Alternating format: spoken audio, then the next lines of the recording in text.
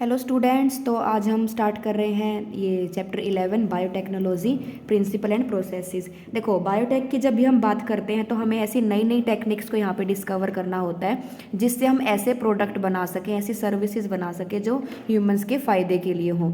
एक तो होता है ट्रेडिशनल मेथड कि हम पुराने तरीके से बनाते हैं, जैसे मैंने एग्जाम्पल आपको बताया इंसुलिन का, कि कोई पेशेंट है, उसको डायबिटीज़ की प्रॉब्लम है, उसको हमें इंसुलिन देना है। पहले क्या करते थे, जो स्लोटर्ड एनिमल्स होते हैं, हम आगे चैप्टर में पढ़ेंगे भी, एप्लीकेशन वाले में आपने पढ़ा भी होगा शायद, वहाँ पे क्या करते हैं, स्लोटर्ड एनिमल्स को यूज़ करते हैं for the production of insulin. लेकिन वहाँ से क्या प्रॉब्लम आ रही थी कि एलर्जीज कोज हो रही थी इंसानों के अंदर। तो उसको रोकने के लिए हमने क्या सोचा कि हम क्यों ना नई टेक्निक्स को यूज़ करें, जिसमें हम बायोटेक के बारे में बात करते हैं। ठीक है, वैसे तो बायोटेक आपके घर पर भी होती है, जब आप दूध से दही बनाते हो या फिर आप कोई भी वैक्सीन बना रहे हो। ठीक है, ये सारी की सारी चीज़ें एक तरह की बायोटेक की ही हैं। बियर बना रहे हो, वाइन बना रहे हो, ब्रेड बना रहे हो, ये सारी एक स्मॉल लेवल का बायोटेक होता है। लेकिन जब हम हाई स्केल पे, लार्ज स्केल पे बात करते हैं तो वो सही वे में हम बायोटेक्नोलॉजी के अंदर मानते हैं। हमें यहाँ पे एक डेफिनेशन याद करनी है, जो डेफिनेशन हमारी किसने दी है, EFB ने दी है, that is the European federation of biotechnology. इन्होंने क्या डेफिनेशन दी है, that is the integration of natural science and organism. मतलब इसमें हम क्या कर रहे हैं, एक तो हमारी नेचुरल साइंस जो हम पढ़ते हैं, जो हमारी ट्रेडिशनल साइंस है, और साथ में ऑर्गेनिजम्स को, उनकी सेल्स को या उनके किसी पार्ट को या फिर मोलिकुलर एनालॉग्स को हम यूज़ कर रहे हैं for the products and services. मतलब ह्यूमन बींग के लिए हम प्रोडक्ट बना रहे हैं और सर्विसेज बना रहे हैं। दो मेन प्रिंसिपल हम यहाँ पे पढ़ेंगे बायोटेक के। फर्स्ट प्रिंसिपल है जेनेटिक इंजीनियरिंग, इसको हम RDT भी बोल देते हैं। ठीक है, इसमें हम क्या करेंगे, जो भी हमारा जेनेटिक मटेरियल होता है उसकी केमिस्ट्री को चेंज करेंगे, या तो DNA की या फिर RNA की। जैसे अगर हम यूकैरियोट्स की बात करें, हमारी बात कर रहे हैं, तो मोस्टली हमारे अंदर क्या होता है, प्रोकैरियोट में भी DNA ही होता है, कुछ कुछ वायरसेस में RNA होता है। तो हमें क्या करना है, हमारी इसकी DNA RNA की केमिस्ट्री को चेंज करना है, ताकि हम इसको क्या कर सकें, होस्ट के अंदर क्या कर सकें, इंट्रोड्यूस करा के, और फिर हम उस ऑर्गेनिज्म के फिनोटाइप को चेंज कर सकें। मतलब उस होस्ट को इस तरह से हम उसको मैनिपुलेट कर दें कि वो हमारे फ़ायदे के लिए काम करना स्टार्ट कर दें। दूसरा है हमारा बायो प्रोसेस इंजीनियरिंग। इसमें हम बोलते हैं कि हमने, देखो, इंट्रोडक्शन करा दिया होस्ट के अंदर अपने डिजायर्ड जीन को, अब हमें उसको क्या करना है, स्टेराइल कंडीशन पे मेंटेन भी रखना है। जैसे कि मुझे E. coli पे काम करना है, E. coli को मैं यूज़ कर रही हूँ इंसुलिन बनाने के लिए, तो उसको, उसमें मेरे पास सिर्फ E. coli बैक्टीरिया ही होना चाहिए, बाकी किसी दूसरे बैक्टीरिया की या फिर वायरस की या फंगस की कंटेमिनेशन नहीं आनी चाहिए। तो ठीक है, चाहे हम माइक्रोब में प्रोकैरियोट की बात कर रहे हैं चाहे यूकैरियोट की, हमें सिर्फ उसी पे काम करना है। इसको हम बोलते हैं मेंटेनेंस ऑफ स्टेराइल एम्बियंस। ठीक है, और इसमें हम लार्ज क्वांटिटी पे काम करेंगे। इसमें हम एंटीबायोटिक बना सकते हैं, वैक्सीन बना सकते हैं और एंजाइम बना सकते हैं। जब भी हम बायोटेक की बात करते हैं, यहाँ पे हम दो प्रोसीजर्स की बात करते हैं, एक तो जीन क्लोनिंग और एक जीन ट्रांसफ़र।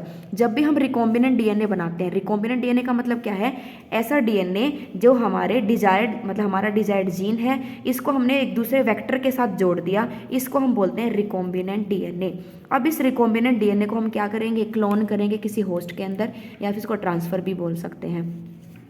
थोड़ी हिस्ट्री की बात करते हैं कि सबसे पहले ये जो काम स्टार्ट हुआ, उसमें सबसे ज़्यादा रोल है एक डिस्कवरी का, जिसको हम वो कब हुई थी, हमारी 1963 में। 1963 में क्या हुआ, E. coli आप सबने पढ़ा ही हुआ है। E. coli के अंदर दो एंजाइम की डिस्कवरी हुई। एक एंजाइम था जो मिथाइल ग्रुप ऐड करता था, जिसको मिथाइलेज बोलते हैं। क्या बोलते हैं उस एंजाइम को, मिथाइलेज एंजाइम। और जो दूसरा एंजाइम है वो है हमारा रेस्ट्रिक्शन एंडोन्यूक्लियस, जो क्या कर रहा था, बैक्टीरियोफाज के DNA को कट करता है। देखो, आप सभी को पता है बैक्टीरियोफाज क्या होता है, एक ऐसा वायरस होता है जो बैक्टीरिया को इन्फेक्शन करता है। ये E. coli को इन्फेक्शन कर रहा था। अब E. coli चुप तो बैठेगा नहीं, बहुत सालों तक उसने उसको झेल लिया कि भी इन्फेक्शन करता गया, वो मारता गया। लेकिन अब उसने अपने अंदर दो चेंजेस लिया है, दो एंजाइम वो लेके आ गया। एक तो मिथाइलेज एंजाइम उसने बना लिया टाइम के साथ साथ, और एक क्या बना लिया, रेस्ट्रिक्शन एंडोन्यूक्लियस एंजाइम उन्होंने बना लिया। मिथाइलेज तो क्या करेगा, फाज के DNA पे मिथाइल ग्रुप ऐड कर देगा, एक तरह से मार्क करने के लिए। जैसे तुम्हें पता है, तुम्हारे सामने दो बंदे खड़े हैं, तुम्हें क्या पता किसको मारना है। अगर तुम्हें पता होगा कि देखो ये हमारी कंट्री की यूनिफॉर्म वाला है, ये हमारी आर्मी वाला, इसको नहीं मारना है, दूसरे वाले को मारना है। सेम इसमें इन्होंने क्या कर दिया, उसको आइडेंटिफाई करने के लिए बैक्टीरियोफाज वाले पे क्या लगा दिया, मिथाइल ग्रुप लगा दिया मिथाइलेज की हेल्प से। और ये जो रेस्ट्रिक्शन एंडोन्यूक्लियस है, जिनको मोलिकुलर सीजर्स भी बोलते हैं, इनसे क्या कर दिया, उसने कट कर दिया फाज के DNA को, ताकि वो उसके अंदर इन्फेक्शन ना कर सके। ठीक है, तो जैसे ही इन एंजाइम की डिस्कवरी हुई, एक तरह से क्या हुआ, शुरुआत हो गई बायोटेक की। और उसके बाद ही क्या हुआ, दो साइंटिस्ट ने 1972 में, वो दो साइंटिस्ट कौन है, एक तो है आपके स्टैनली कोहन और एक आपके हर्बर्ट बोयर। इन दोनों साइंटिस्ट ने फर्स्ट रिकॉम्बिनेंट डीएनए बना दिया। क्या बना दिया? फर्स्ट रिकॉम्बिनेंट डीएनए इन्होंने बना दिया। कैसे बनाया? इन्होंने पहले क्या किया, एज ए वेक्टर इन्होंने यूज़ किया प्लाज्मिड। देखो, जब भी हम आरडीटी करेंगे हमें क्या चाहिए, अपना जीन ऑफ इंटरेस्ट चाहिए, जिस जीन को मैं ट्रांसफ़र करने वाली हूँ। मुझे एक वेक्टर चाहिए जिसके अंदर मैं अपने जीन को डाल के होस्ट के अंदर भेजूंगी। तो वेक्टर की तरह हम प्लाज्मिड को भी यूज़ कर सकते हैं, हम बैक्टीरियोफाज को भी यूज़ कर सकते हैं, और हम आर्टिफिशियली भी बना सकते हैं। तो पहला जो रिकॉम्बिनेंट डीएनए बना था उसमें उन्होंने यूज़ किया था प्लाज्मिड। प्लाज्मिड हमने 11th में पढ़ा था सेल वाले चैप्टर में। Autonomously replicating circular extra chromosomal DNA होता है। अगर आपको याद हो, हमने प्रोकैरियोटिक सेल जब बनाई थी, ये फ्लैजिला है, ये इसका मेन क्रोमोसोम है। एक इनके अंदर एक्स्ट्रा क्रोमोसोम भी होता है जिसको हम क्या बोलते हैं, प्लाज्मिड बोलते हैं। ये कैसा होता है, ऑटोनोमसली रेप्लिकेटिंग, खुद से रेप्लिकेशन कर सकता है। कैसा होता है, डबल स्टैंडर्ड होता है, सर्कुलर होता है, और इसके अंदर ऐसे ऐसे जीन होते हैं जैसे कि एंटीबायोटिक रेजिस्टेंस जीन हो गया या फर्टिलिटी के लिए हो गया, उसको एफ प्लाज्मिड बोलते हैं। तो ये अलग अलग फीचर्स के लिए बैक्टीरिया के पास होता है। तो इसी को हम यूज़ कर रहे हैं as a vector, as a gene taxi. ठीक है, तो यही इन्होंने क्या किया, इन साइंटिस्ट ने साल्मोनेला टाइफिम्यूरियम बैक्टीरिया था उसको यूज किया। उसके अंदर से कौन सा जीन निकाल दिया, ऐसा जीन निकाल दिया जो एंटीबायोटिक के लिए रेजिस्टेंस देता था। ठीक है, काटने के लिए वही एंजाइम यूज़ किया। कौन सा एंजाइम, रेस्ट्रिक्शन एंडोन्यूक्लियस एंजाइम इन्होंने यूज़ किया। और फिर क्या किया, प्लाज्मिड के अंदर डाल के होस्ट के अंदर डाल दिया। होस्ट कौन था, ई कोलाई। कौन है होस्ट, ई कोलाई। कहाँ दे रखा है, ई कोलाई के अंदर इन्होंने क्या कर दिया, उसको इंट्रोड्यूस करा दिया। ये हमने पढ़ी लिया, रेस्ट्रिक्शन एंजाइम को हमने यूज़ किया है एज ए मॉलिक्यूलर सीजर। दोनों को जोड़ने के लिए हमने यूज़ किया है डीएनए लाइगेज एंजाइम। कहाँ दे रखा है, दे रखो यहाँ पे, हाँ ठीक है। तो कट हमने किया रेस्ट्रिक्शन एंडोन्यूक्लियस से, ज्वाइन किससे किया, डीएनए लाइगेज से। देखो, ये हमारा जीन ऑफ इंटरेस्ट था, ये हमारा प्लाज्मिड था। ठीक है, इसको भी हमने कट कर दिया, इसको भी हमने कट कर दिया। अब इनको जोड़ना पड़ेगा ना आपस में, तो जोड़ने के लिए हम कौन सा एंजाइम यूज़ कर रहे हैं, डीएनए लाइगेज एंजाइम। तो हमने क्या किया, जीन ऑफ इंटरेस्ट लिया, प्लाज्मिड के अंदर डाला। प्लाज्मिड क्या है, वेक्टर की तरह काम कर रहा है। क्या बन गया, ये मेरा रिकॉम्बिनेंट डीएनए। अब इसको मैंने होस्ट के अंदर डाल दिया। होस्ट हमारा क्या है, ई कोलाई। ये ई कोलाई पहले कैसा था, एंटीबायोटिक से सेंसिटिव था, लेकिन जब हमने साल्मोनेला टाइफी से एंटीबायोटिक रेजिस्टेंस वाला जीन इसके अंदर डाल दिया तो अब ये क्या बन जाएगा, ये भी एंटीबायोटिक से रेजिस्टेंस बन जाएगा। तो बेसिकली 3 स्टेप हम यहाँ पे करेंगे हमारे जीन क्लोनिंग के। पहले स्टेप में हम आइडेंटिफाई करेंगे कि कौन सा जीन हमें डालना है। दूसरे में हम क्या करेंगे, होस्ट के अंदर इंट्रोड्यूस करा देंगे जो भी हमारा डीएनए है। और तीसरा हम क्या है, उसको मेंटेन भी रखेंगे होस्ट के अंदर, ताकि वो क्या कर सके, अपनी नई प्रोजेनी जब वो बनाएगा तो हमारा प्रोडक्ट भी बार बार मल्टीप्लाई कर सके।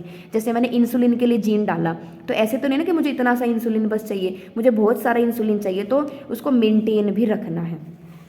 अगला टॉपिक हम यहाँ पे पढ़ते हैं टूल्स। मतलब हम यहाँ पे अब डिटेल में करेंगे कि जो टूल हमने यहाँ पे शॉर्ट में आपको बताया है ना, इसको डिटेल में अब हम करेंगे कि कौन कौन से हमें टूल यहाँ पे यूज़ करने हैं। जैसे कि जो इंजीनियर होते हैं वो क्या यूज़ करते हैं, अलग अलग टूल्स यूज़ करते हैं किसी गाड़ी को ठीक करने के लिए, नई गाड़ी बनाने के लिए। तो हम भी क्या करेंगे, रिकॉम्बिनेंट डीएनए बनाने के लिए, सारा काम करने के लिए बहुत सारे टूल्स को यूज़ करेंगे। तो सबसे पहला टूल यही है हमारा रेस्ट्रिक्शन एंजाइम। इसकी हिस्ट्री हमने अभी पढ़ी थी। अब ये जो रेस्ट्रिक्शन एंजाइम होते हैं, पहला रेस्ट्रिक्शन एंजाइम जो डिस्कवर हुआ था वो था हिंड2। कौन सा था, हिंड2। इनके नाम मैं आपको बताऊंगी। देखो, जैसे कि ये हीमोफिलस इन्फ्लुएंजा से निकाला गया, इसलिए इसका नाम रख दिया। हीमोफिलस से एच आ गया, इन्फ्लुएंजा से IN आ गया, डी इसका स्ट्रेन है, और जो ये फर्स्ट सेकंड लिखा होता है ये इनका ऑर्डर ऑफ आइसोलेशन होता है। ठीक है, और इन एंजाइम्स का काम क्या होता है बेटा, ये एक स्पेसिफिक सीक्वेंस पे जाके ही काटते हैं, और उस सीक्वेंस को हम क्या बोलते हैं, रिकॉग्निशन सीक्वेंस। जैसे कि हमारा बहुत सारा डीएनए है, बहुत बड़ा डीएनए है, उसमें एक स्पेसिफिक सीक्वेंस होगा। जैसे मैंने बोला GAATTC, उसी जगह पे जाके कट लगाएंगे, कहीं और जाके कट नहीं लगाएंगे। ठीक है, तो स्पेसिफिक सीक्वेंस इनका होता है। अब ये बोल रहे हैं कि हिंड2 के अलावा आज तक हम 900 रेस्ट्रिक्शन एंजाइम को क्या कर चुके हैं, आइसोलेट कर चुके हैं। किससे, 230 स्ट्रेन्स ऑफ बैक्टीरिया से। देखो, जैसे हमारे यहाँ पे होते हैं ना, डॉग्स होते हैं, डॉग की देखो जीनस और स्पीसीज तो एक ही है, कैनिस है, लेकिन उसके जो ब्रीड्स होते हैं ना वो अलग अलग होते हैं। सेम बैक्टीरिया, जैसे कि हमारा ई कोलाई बैक्टीरिया, लेकिन उसके स्ट्रेन बहुत सारे होते हैं। भाई ये रफ स्ट्रेन है, ये स्मूथ स्ट्रेन है। तो 230 स्ट्रेन्स को यूज़ करके हम इतने सारे एंजाइम आज तक बना चुके हैं। अब इनका नोमेनक्लेचर मैंने आपको बताया भी था अभी, जैसे कि EcoR1 एंजाइम लिखा है, ये कौन सा एंजाइम था, हिंड2। अब हम किसकी बात करें, EcoR1 की। ये हमें डिटेल में पढ़ना भी होता है। तो इसमें ई का मतलब क्या है, एस्रीसिया, इसका जीनस। को का मतलब क्या है, इसकी स्पीसीज। आर का मतलब है इसका स्ट्रेन, रफ स्ट्रेन, और फर्स्ट क्या है इसका ऑर्डर ऑफ आइसोलेशन। ठीक है, तो ये कई बार क्वेश्चन में पूछ लेते हैं कि इसका मतलब क्या है। तो अब हमने जैसे कि बोला था कि रेस्ट्रिक्शन एंजाइम जो हम पढ़ रहे हैं ये कौन सी क्लास से बिलोंग करते हैं, न्यूक्लियस क्लास से बिलोंग करते हैं। और जो देखो नाम से पता लगा न्यूक्लियस, जो न्यूक्लिक एसिड को कट करते हैं, डीएनए आरएनए को कट करते हैं। ये दो तरह के होते हैं, एक होते हैं एक्सो न्यूक्लियस, एक होते हैं एंडो न्यूक्लियस। नाम से पता लग रहा है एक्सो जो डीएनए को कॉर्नर पे से काटेंगे, एंड पे से काटेंगे, और एंडो जो विद इन द डीएनए बीच में से कहीं पे भी कट लगा सकते हैं। जो एंडोन्यूक्लियस होते हैं वो 3 टाइप के होते हैं बेटा, टाइप 1, टाइप 2 और टाइप 3। जो सबसे ज़्यादा कॉमनली यूज होते हैं वो होते हैं टाइप 2 वाले, क्योंकि वो स्पेसिफिक जगह पे जाके कट लगाते हैं। वैसे इसमें नहीं दे रखा, मैं आपको बता रही हूँ कौन से यूज़ करते हैं, टाइप 2 वाले। हर एक रेस्ट्रिक्शन एंडोन्यूक्लियस एंजाइम हमने पढ़ा था ना, एक रिकॉग्निशन सीक्वेंस होता है, वहीं पे जाके कट करेंगे। और वहाँ पे होता क्या है, एक पैलिंड्रोमिक सीक्वेंस होता है। पैलिंड्रोमिक सीक्वेंस का मतलब क्या है, ऐसे सीक्वेंस जो तुम देखो, जैसे मलयालम है, इसको तुम इस साइड से पढ़ोगे तो भी मलयालम पढ़ा जाएगा, अगर तुम इस साइड से पढ़ोगे लेफ्ट से तो भी आपका मलयालम ही पढ़ा जाएगा। तो ऐसे सीक्वेंसेस को हम क्या बोलते हैं, पैलिंड्रोमिक सीक्वेंस। जैसे कि यहाँ पे है GAATTC, यहाँ पे भी क्या है GAATTC, तो यहाँ से पढ़ रहे हैं तो भी वही साउंड आ रही है, यहाँ से पढ़ रहे हैं तो भी ऐसी साउंड आ रही है। तो ऐसे सीक्वेंस को हम क्या बोलते हैं, पैलिंड्रोमिक सीक्वेंस बोलते हैं। और ये एंजाइम हमारे पैलिंड्रोमिक सीक्वेंस पे जाके ही कट लगाते हैं स्पेसिफिक जगह पे। हमें जो डिटेल में करना है वो करना है हमें इको R1 का। इको R1 हमेशा इसी वाली सीक्वेंस पे जाके कट करता है, ये हमें याद रखनी है, GAATTC, GAATTC। और कहाँ पे कट लगाएगा, G और A के बीच में। जो आपको येलो एरो दिखा रखा है वो यही दिखा रहा है कि कहाँ पे कट लगाएगा। तो इसने यहाँ पे कट लगाया और यहाँ पे कट लगाया। इसमें पूरा प्रोसीजर दिखा रखा है जीन क्लोनिंग का कि क्या क्या स्टेप होते हैं। देखो ये मेरा वेक्टर का डीएनए है, वेक्टर अपना प्लाज्मिड भी हो सकता है, बैक्टीरियोफाज भी हो सकता है, कोई आर्टिफिशियल भी हो सकता है, हम आगे पढ़ेंगे। ये मेरा फॉरेन डीएनए जो मुझे क्या करना है, होस्ट के अंदर पहुंचाना है। तो सेम एंजाइम से कट करेंगे। इको R1 से मैंने कट किया, किससे कट किया, इको R1 से। तो इसमें क्या बन गया, यहाँ से G और E के बीच में कटा, यहाँ से भी G और A के बीच में कटा। तो कैसे एंड बन गए, स्टिकी एंड बन गए। कैसे एंड बन गए, स्टिकी। देखिए ये छोटा ये बड़ा, सेम इसमें। तो छोटे बड़े एंड जब बन जाते हैं इनको हम स्टिकी एंड बोलते हैं। एक तो ऐसे एंड हो बराबर बराबर, इनको ब्लंट एंड बोलते हैं, और एक ऐसे एंड हो। इनको जुड़ने में क्या होता है, आसानी होती है, क्योंकि हाइड्रोजन बॉन्डिंग इनमें अच्छे से हो पाती है। तो इसमें क्या दिखा रखा है, यहाँ से कट लगाया, स्टिकी एंड बने, और डीएनए लाइगेज की हेल्प से हमने क्या कर दिया, जोड़ दिया। तो ये हमारा क्या बन गया, रिकॉम्बिनेंट डीएनए बन गया। आगे हम नेक्स्ट क्लास में पढ़ेंगे। Thank you.